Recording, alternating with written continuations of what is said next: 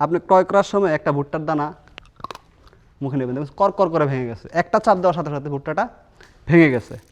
গবাদি পশুর খাদ্য ভুট্টা দীর্ঘদিন ভালো রাখতে চান, তো আজকের ভিডিওটি তাদের জন্য। অনেকেই আমাকে প্রশ্ন করেন, বা আমার একটা ভিডিও ছিল এই গবাদি পশুর ভুট্টা সিজন সময় কম মূল্যে কিনে দীর্ঘদিন গবাদি পশুর জন্য রাখা। কারণ এই ভুট্টাটা 44-45 টাকা পাউডার কিনতে হয়, 40 টাকা প্লাসও কিনতে হয়। কিন্তু আস্তা ভুট্টা কিন্তু আপনি মন 1000 টাকা, 950 টাকা বা 1050 টাকায় পেয়ে গেছেন। তো এই সময় যদি আপনি দানাদার খাবার মজুদ যদি না করেন, তাহলে কিন্তু সারা বছর আপনাকে বাড়তি দামে কিনতে হবে। একটা ক্রাশার মেশিন কিনে আপনি আপনার পশুখাদ্য হিসাবে ভুট্টাকে রাখতে পারেন খুব কম মূল্যে কিনে। আসুন আজকে আমরা জেনে নেব কিভাবে আপনি এই ভুট্টাকে দীর্ঘদিন পোকার হাত থেকে বাঁচিয়ে রাখবেন, কিভাবে আপনি 14% ময়েশ্চারযুক্ত ভুট্টা চিনবেন যে এই ভুট্টাটা দীর্ঘদিন লাস্টিং করে। আজকে সম্পূর্ণ ভিডিও জুড়ে থাকছে সেই আলোচনা। আসুন জেনে নেই, এই যে নিম পাতা, এই নিম পাতা ভুট্টার যে কেরি পোকা, আর এখানে হচ্ছে ন্যাপথলিন, এই পাউডারটা আপনাকে নিতে হবে। এই পাউডারটা যখন আপনি নিম পাতার সাথে ব্যবহার করবেন ভুট্টার বস্তার ফাঁকে ফাঁকে, তবে অবশ্যই সতর্ক থাকতে হবে আপনাকে। আপনি এই ন্যাপথলিন পাউডারটা যাতে ভুট্টার সাথে না মেশে, কারণ এটা যেহেতু পশুখাদ্য, আমাদের এটা খাদ্য হিসেবে ব্যবহার করতে হবে। তাই এই পাউডারটা যাতে খাবারের সাথে বা ভুট্টার সাথে না মিশে, এই বিষয়ে আপনাকে সচেতন থাকতে হবে।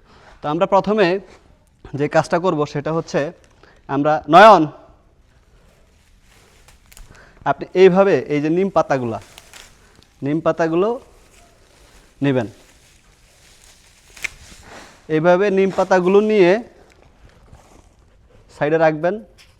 এরকম একটা কাগজ নেবেন, কাগজ, নয়ন এদিকে আসো। এই যে এটা একটু পাউডার করে নেবেন ন্যাপথলিন। এটার যে নির্যাস, সেই নির্যাস থেকে কিন্তু আপনার সেই কেরি পোকা আসা বন্ধ হবে। এটাকে এভাবে ভাঁজ করে নেবেন। জাস্ট আপনাকে যে বস্তা রাখতেছেন, এই যে বস্তাগুলো, এগুলোর স্তূপে ফাঁকে ফাঁকে, যেমন আমি আপনাদেরকে দেখানোর সুবিধার্থে জিনিসটা করে দেখাচ্ছি।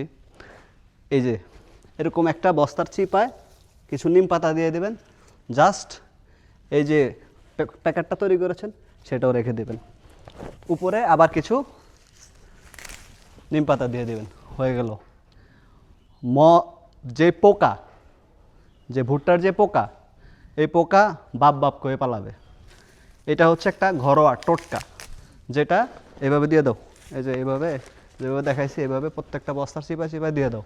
তো একটা ভিডিওতে প্রথম যখন আমি আমাদের ভুট্টার ভিডিও দেখাইছিলাম, তখন এখানে 450 বস্তা ভুট্টার কথা বলাতে অনেকে আমাকে কটু মন্তব্য করেছেন। কিন্তু আমরা গেল 2 মাস এই ভুট্টাগুলো খাওয়াইছি।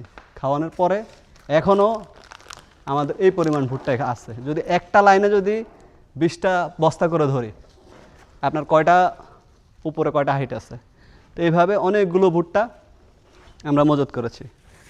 এইভাবে প্রত্যেকটা বস্তার কয়েকটা বস্তার চিপ আছে, প্রত্যেকটা বস্তার চিপে দিতে হবে না, 4-5 জায়গায় গ্যাপ দিয়ে এভাবে যে নিম পাতা দিয়ে দাও। আর আসেন আমরা ময়েশ্চার যে ভালো ভুট্টা কীভাবে চিনব।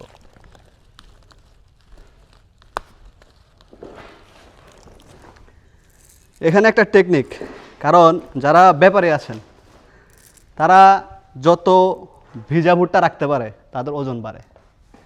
তাই 14% ময়েশ্চার কীভাবে বুঝবেন বা ভুট্টাটা পারফেক্ট আছে কি না আপনার ক্রয় করার সময়, এই জিনিসগুলো আপনাকে খেয়াল রাখতে হবে। এই যে দেখেন, একটা শব্দ ঢ্যাপ শব্দ করতেছে। যেই ভুট্টাটাতে ময়েশ্চার বেশি থাকবে, মানে পানির পার্সেন্টেজ, আর্দ্রতার পার্সেন্টেজ বেশি থাকবে, সেই ভুট্টাটা এই আওয়াজটা হবে না।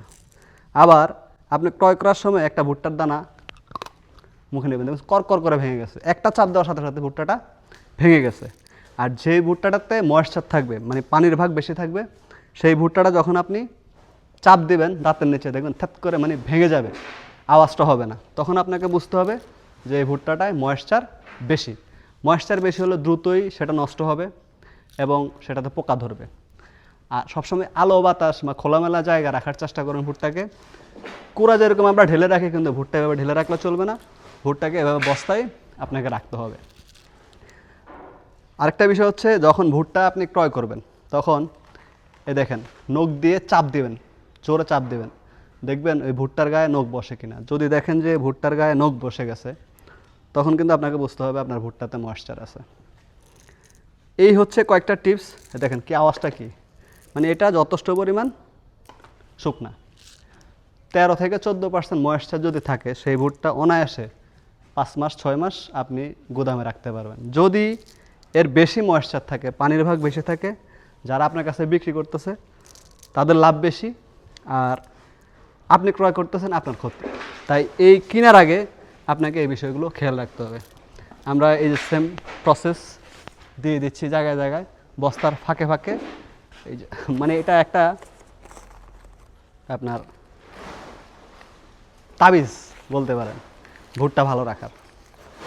আমরা আমাদের গবাদি পশুকে এই ভুট্টাটা দিচ্ছি দানাদার খাবারের সাথে। সেম এখানে কিছু পাতা আবার দিয়ে দিবেন। এই পাতাটা যত শুকাবে তত এটার থেকে যে নিমের একটা নির্যাস, সেই গ্রানটা থাকবে। সাথে হচ্ছে আপনার ভুট্টাটা ভালো থাকার একটা প্রো টিপস। এইভাবে বস্তার চিপায় দিয়ে দিবেন, এইভাবে একটা বাস তাবিজ দিয়ে দিবেন। কিন্তু খেয়াল রাখতে হবে যখন আপনি এই বস্তা ভাঙবেন, মানে ভাঙানোর জন্য, ভুট্টা ভাঙানোর জন্য নামাবেন, তখন কিন্তু অবশ্যই এই ন্যাপথলিন যাতে আপনার ক্রাশার মেশিনে যায় কিনা এটা আপনাকে খেয়াল রাখতে হবে। এটা 4-5টা বস্তার দূরত্ব রেখে, যেমন এই যে বস্তাগুলো এখানে রাখলাম, নন্দ বাস এইভাবে রেখে দিবেন। ভালো লাগলে অবশ্যই ভিডিওটি শেয়ার করবেন একজন প্রান্তিক খামারের জন্য, যারা 25 টাকায় বা 20 টাকা, 25 টাকা, 22 টাকায় ভুট্টা কিনে সারা বছর বিজনেস করতে চান। বা এসব টিপসগুলো আসলে যারা বিশাল বড় স্টক লটের বিজনেস করে তারা কখনোই প্রান্তিক খামারিদের বা যারা নতুন উদ্যোক্তা আছেন তাদের কাছে শেয়ার করতে চান না। আপনি খামারি হইতে হবে বিষয়টা এমন না, আপনি এসব বিজনেস করতে পারেন। সিজনে খাবার মজুত রাখলেন, সারা বছর নিজে ভাঙিয়ে তারপরে সেল করলেন। আমরা আমাদের পশু খাদ্য, কুড়া, ভুট্টা এগুলো মজুত রাখি কারণ খরচ কমানোর জন্য। খামারের খরচ কমানোটাই হচ্ছে সবচেয়ে মুখ্যম এবং বড় বিষয়। তুমি একবারে পুরোটা দিয়ে দিবা, ঠিক আছে? ফাঁকে ফাঁকে ফাঁকে ফাঁকে দিয়ে দাও। এই হচ্ছে দেখেন, এই যে ভুট্টার লাইন, এখানে এক লাইনে যদি আমি 20টা করে ধরি বস্তা, আরও বেশি আছে, একবার ওই পর্যন্ত বস্তা। এক ভাই যে কমেন্টস করছে ভাই 450 বস্তা ভুট্টা এখানে না, তার জন্য এই জিনিসটা বলা। আর এই পাশটা হচ্ছে এই যে ক্রাশার মেশিন, এই যে আমরা ক্রাশার মেশিনে, এই যে ক্রাশার মেশিন, এখানে ভুট্টা দেওয়ার আগে অবশ্যই ভুট্টার যে দানাগুলো, ছোচাগুলো আছে সেগুলো খেয়াল করে নেবেন, না হলে ভিতরে যে জালি, এটা যারা বাণিজ্যিকভাবে করেন তাদের জন্য পরিহার্য, আর যারা বাণিজ্যিকভাবে করেন না তাদের জন্য এই বিষয়টা না। এই ভুট্টাটাকে আমরা এই মেশিনের মাধ্যমে একবার পাউডার করে নিয়ে আসি। আমি দেখাচ্ছি আপনাদেরকে। আমার পিছনে যে মেশিনগুলো, এগুলো হচ্ছে আমাদের মাছের খাবার পিলেট তৈরি করার মেশিন।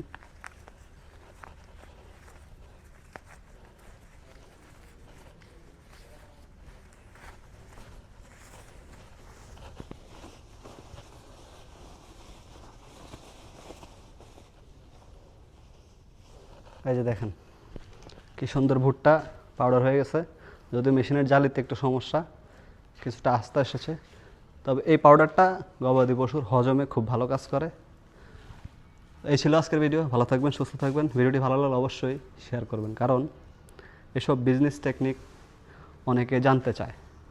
আর যে তথ্যগুলো দিলাম এগুলো হচ্ছে যারা গুদামজাত করেন তাদের কাছ থেকে টিপস নেওয়া। তাই আমি চাই সবাই এই জিনিসগুলো জানুক, সিজন সময় দানাদার খাবার মজুত করুক, খামারিরা বাঁচুক। আজকের মতো বিদায় নিচ্ছি। আসসালামু আলাইকুম।